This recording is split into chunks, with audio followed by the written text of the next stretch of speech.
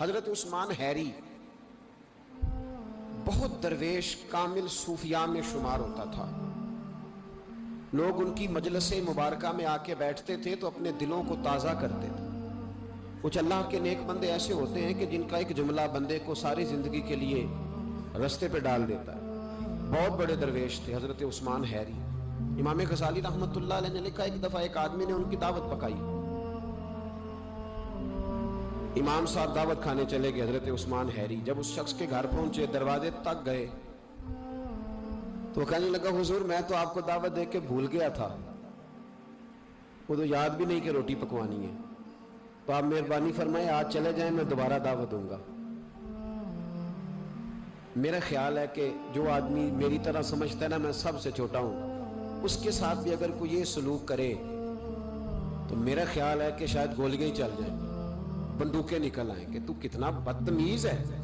گھر میں بلا کے دروازے پہ کھڑا کر کے کہہ رہا ہے مجھے تو یاد ہی نہیں آپ کی دعوت کی تھی, چل تشریف لے جائیں آپ. تو امام صاحب رحمۃ اللہ علیہ فرمانے لگے کوئی بات نہیں بھائی, بیٹے بندہ بھول بھی جاتا ہی ہے, کوئی حرج نہیں, میں پھر آ جاؤں گا. بڑے لوگوں کے حوصلے بھی بڑے ہی ہوتے ہیں, اور یاد رکھنا اگر بڑا بننا چاہتے ہو تو حوصلہ بڑا ہی کرنا پڑے گا, ورنہ چھوٹے رہ جاؤ. امام صاحب تشریف لے گئے. اب وہ شخص پھر دوڑا گیا, کہنے لگا حضور ٹھہرے ذرا واپس آئیں. امام صاحب پھر واپس آ گئے. دروازے پہ کھڑا کر کے کہنے لگا آپ ذرا یہاں کھڑے ہو, میں اپنی بیوی سے پوچھتا ہوں اگر کوئی چیز پڑی ہوئی ہے تو روٹی جلدی سے پکا لیتی. امام صاحب پھر دروازے پہ کھڑے ہو گئے. تھوڑی دیر کے بعد اندر سے ہو کے پھر واپس آیا. دل دریا سمندروں ڈونگے کون دلان دیا جانے. واپس آیا تو کہنے لگا حضور گھر میں تو کوئی چیز نہیں, آپ چلے جائیں پھر بلا لیں گے کبھی. امام صاحب پھر تشریف لے گئے. او میرے بھائی, میرے تو کان میں کہہ دیا میں نے خود ہی اٹھ کے کہ میں نیک ہوں. امام صاحب چلے گئے. وہ 10 منٹ کے بعد پھر دوڑا گیا, کہنے لگا حضور اچار مل گیا ہے یا سرکہ مل گیا ہے, وہ پرانا پڑا ہوا تھا تو وغیرہ واپس آ جائے روٹی پک جاتی ہے. امام صاحب تیسری دفعہ واپس آئے, اندر گیا, 10 منٹ کے بعد پھر آ گیا. کہنے لگا حضور وہ تو خراب ہے سارا, وہ تو خراب ہے, آپ پھر کبھی آئیے گا, پھر کبھی آئیے گا. اللہ اکبر. میں نے کہا بڑا بننا ہے تو حوصلہ بھی تیرا. امام صاحب پھر تشریف لے گئے. جب گئے تو دوڑا گیا, جا کہنے لگا حضور میں نے بڑے لوگ دیکھے ہیں پر آپ کا حوصلہ, آپ کی بات, اللہ اکبر, اتنا بڑا ظرف. اب چاہیے تھا نا امام صاحب بیس کو سیدھی کرتے کہ بھائی بالکل یہ تو کسی میں ہے ہی نہیں جو مجھ میں ہے, اور دستار تھوڑی اور اونچی کر کے کہتے نہیں صاحب لوگ تو ایسے ہی, میں تو بڑا با حوصلہ ہوں. امام صاحب کیا فرمانے لگے, کہنے لگے کیا کہا تم نے, کہ حضور آپ میں بڑا حوصلہ ہے, اتنی اچھی عادت. ان لوگوں نے اپنی ترقی روکی نہیں تھی, وہ سمجھتے تھے کہ ابھی ہمیں ضرورت ہے تربیت کی. تو امام صاحب فرمانے لگے یہ تو حوصلہ میرے شہر کے کتوں میں بھی پایا جاتا ہے, جب کہ انہیں بلاتا ہے تو آ جاتے ہیں, دھتکار دیتا ہے تو چلے جاتے ہیں. یہ کوئی حوصلہ ہے, یہ تو کتوں میں پایا جاتا ہے, یہ کوئی میرا کمال نہیں. مجھے نا بس میرے لیے دعا کر, رب میرے اندر کوئی حوصلہ پیدا کر دے. تو میری تعریف نہ کر, دعا کر اللہ کچھ کر دے. یہاں تو لوگوں نے 7 بندہ کھڑا کیا ہوا ہے تعریفیں کرنے والا. تعریف کرو صبح سے شام تک, جس نے جس کے ساتھ رشتہ رکھنا ہے اس کا طریقہ ہے کہ اس کی تعریف کرے, کہے تو بڑا اچھا ہے تب رشتہ قائم رہتا. وہ لوگ اپنی عادات پر محنت کرتے تھے, جدوجہد کرتے تھے, کوشش کرتے تھے اور سمر جاؤں اور سمر جاؤں. ہم تو روز داستان سناتے ہیں کہ اس دنیا میں ایک ہی بندہ اچھا ہے جس کا نام میں ہوں, میں اچھا, اور پھر دوبارہ ڈھونڈو گے تو میں ہی اچھا ملوں گا.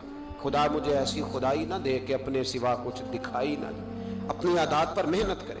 اللہ فرماتے ہیں کہ تمہیں موت اور زندگی کے بیچ اس کو گورکھ دھندا نہ سمجھو.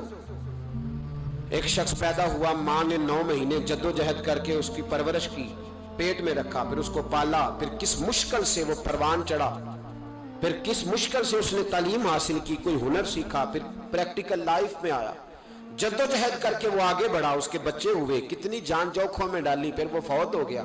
فرمایا یہ کوئی گورکھ دھندا نہیں. الذی خلق الموت والحیات لیبلوکم ایکم احسن عملا. یہ موت اور حیات اس لیے بنائی تھی تاکہ پتا چلے کہ تم میں سے اچھے عمل کون کرتا ہے, کون اپنی عادات کو سوار کے آتا ہے, اخلاق کو سوار کے آتا ہے. عادات کو سوارے, میں نے بڑی دفعہ کہا ہے हम लोग समझते हैं सिर्फ मीठा बोलने का नाम अखलाक है। मीठा बोलना अखलाक का एक जुज है।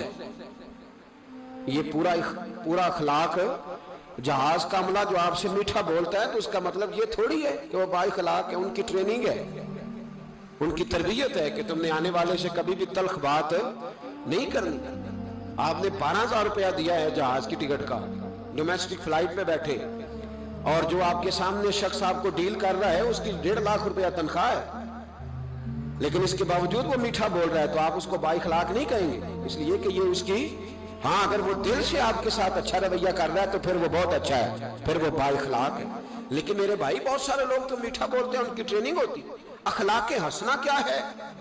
अखलाक हसना की पहली सीढ़ी ये है कि तेरा अपने रब पे भरोसा कितना ज्यादा है। अगर तू तवक्कुल वाला नहीं तो तू अखलाक वाला नहीं हो सकता।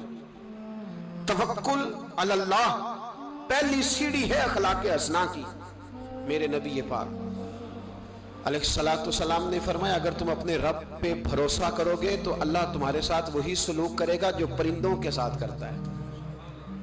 तो सहाबा अर्ज करने लगे, हुजूर परिंदों वाला सलूक करेगा? तो नबी पाक अलैहिस्सलाम फरमाने लगे, परिंदे सवेरे भूखे निकलते, उन्हें नहीं पता हमारी फैक्ट्री कौन सी है, कहां जाके मजदूरी करनी है, उनको नहीं पता किस खेत में हल चलाना है, उनको नहीं खबर कि किस दफ्तर में जाकर के बैठना है। वो सवेरे भूखे निकलते हैं अल्लाह पे भरोसा करके, लेकिन निकलते जरूर हैं, जद्दोजहद जरूर करते हैं।